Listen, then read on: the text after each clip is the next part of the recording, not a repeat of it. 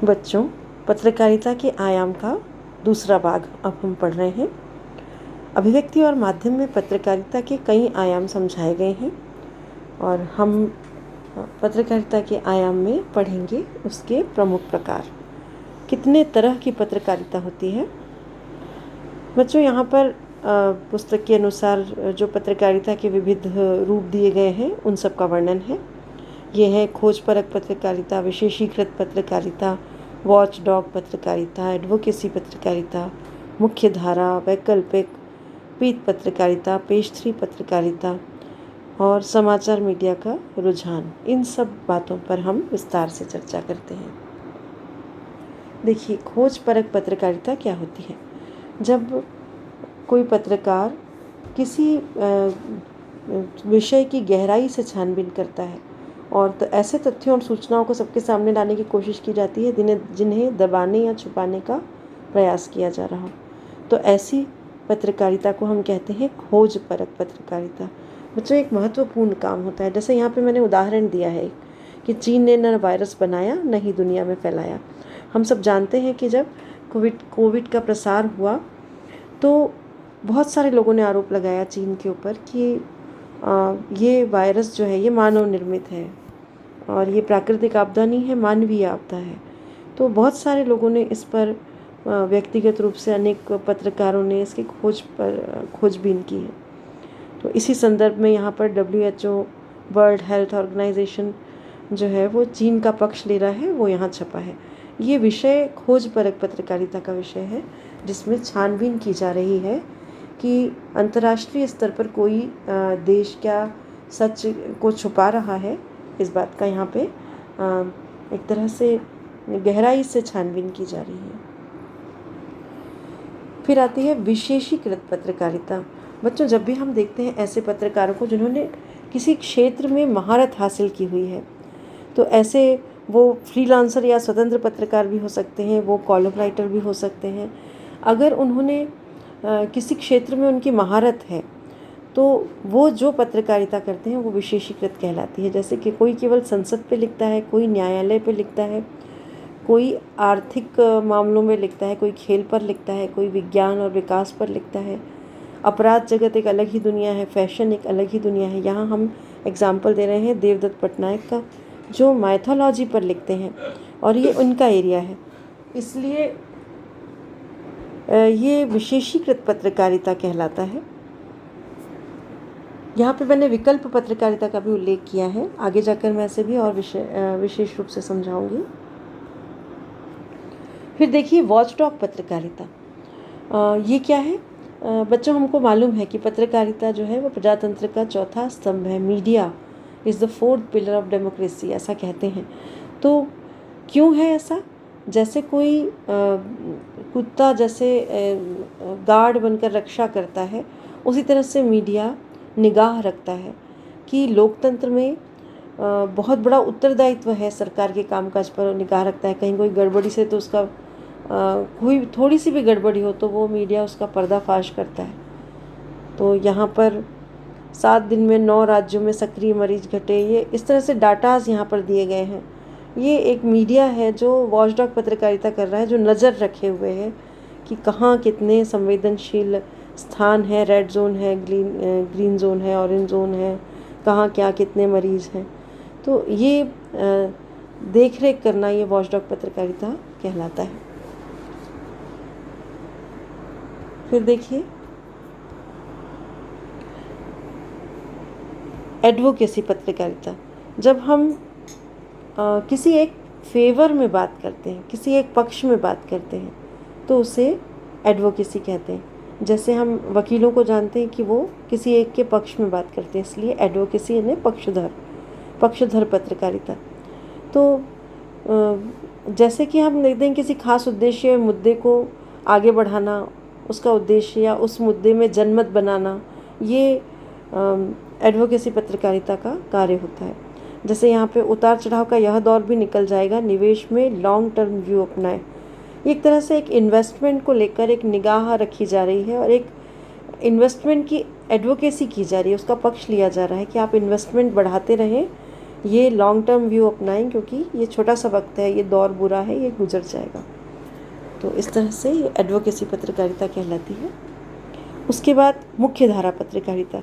हम जो भी न्यूज़पेपर देखते हैं, न्यूज़पेपर में जो कुछ भी छपता है, ये मुख्य धारा है पत्रकारिता की।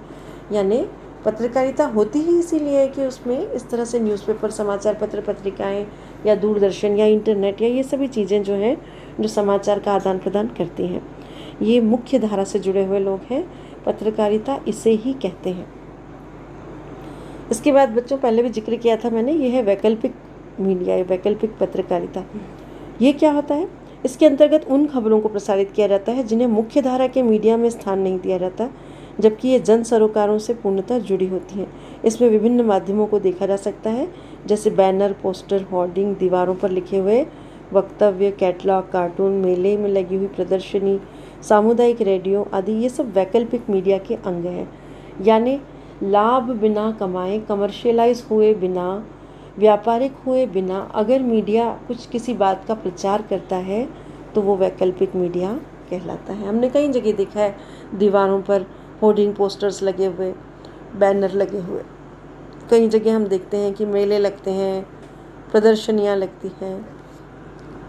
मीडिया यहाँ नहीं है, मीडिया से खबर भर छापता है, पर ये जो कार्य हो रहा है ये वैकल्पिक मीडिया है। उसके बाद देखिए पीत पत्रकारिता। जब भी ऐसा हो कि कोई सनसनीखेज जो धारा है मौजूद हो, या कोई ऐसा विषय हो जो सेलिब्रिटीज़ से जुड़ा हुआ हो। सेलिब्रिटीज़ आप समझते हैं कि ऐसे लोग जो बहुत ही अपने आप को प्रसिद्ध, यानी वो समाज में प्रसिद्ध माने जाते हैं, किसी न किसी वजह से उनका जो जीवन है, उनका रहन सहन कुछ अलग है, और इस वजह से लोग बड़े आकर्षित हैं उनके बारे में सब कुछ जानने के लिए। तो जब ऐसे लोगों के बारे में, उनकी पर्सनल जो है ज़िंदगी, उसके बारे में जब शेयर किया जाता है तो इसे कहा जाता है पीत पत्रकारिता।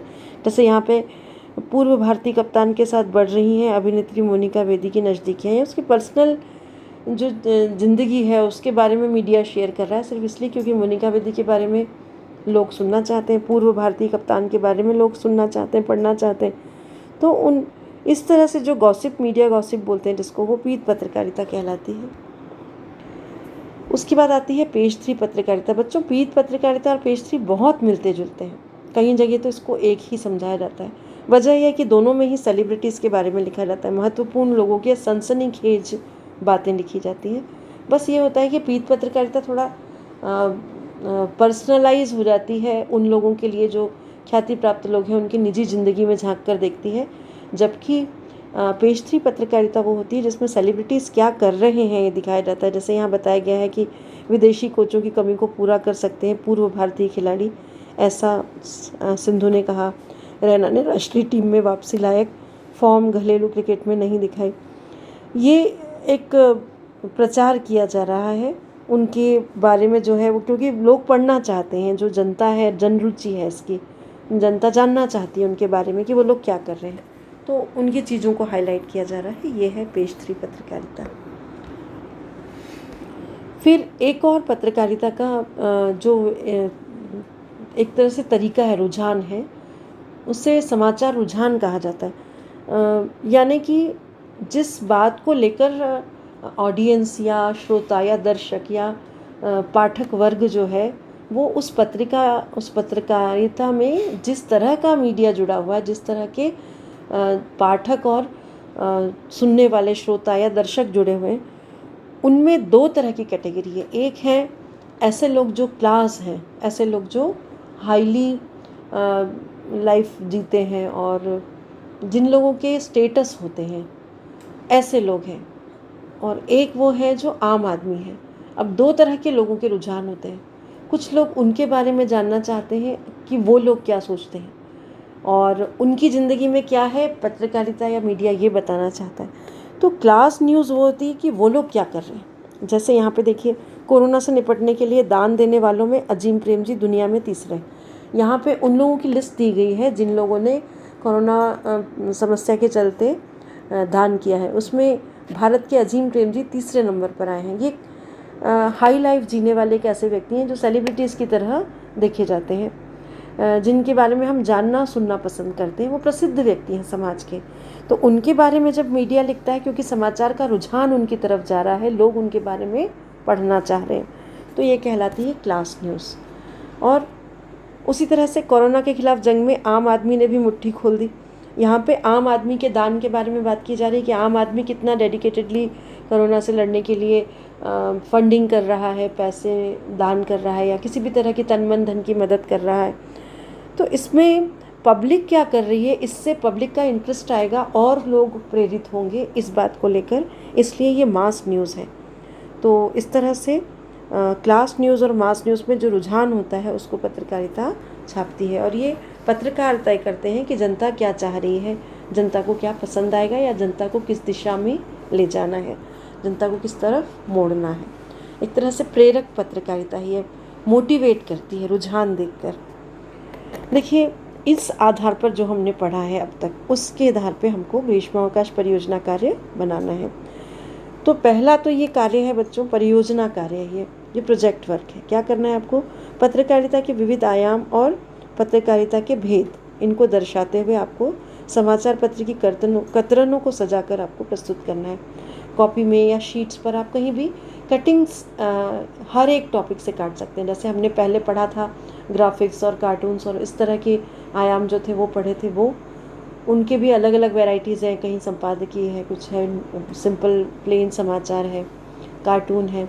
उन सब की कटिंग्स लेके आपको एक जो है कुछ पेजेस में सजाना है। और उसके अलावा दूसरा आता है पत्रकारिता के भेद, खोजपरक पत्रकारिता, एडवोकेसी पत्रकारिता, विशेषीकृत पत्रकारिता। जिस तरह से मैंने आपको समझाया, ऐसे कटिंग्स काट के आपको एक और जगह पर लगाना है। ऐसे दो अलग अलग प्रोजेक्ट्स बनेंगे ये, एक पत्रकारिता के आयाम, दूसरे पत्रकारिता के भेद, ताकि आपको न्यूज़पेपर के अंदर ढूंढना आ जाए कि पत्रकारिता कौन सी की जा रही है।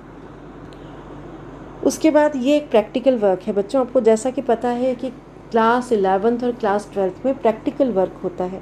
अब हम इस समय का सदुपयोग प्रैक्टिकल वर्क में हमेशा किया करते थे 11th और 12th की गर्मी की छुट्टियों में, क्योंकि बाकी समय हमको अपने मेन सब्जेक्ट पढ़ना होता है।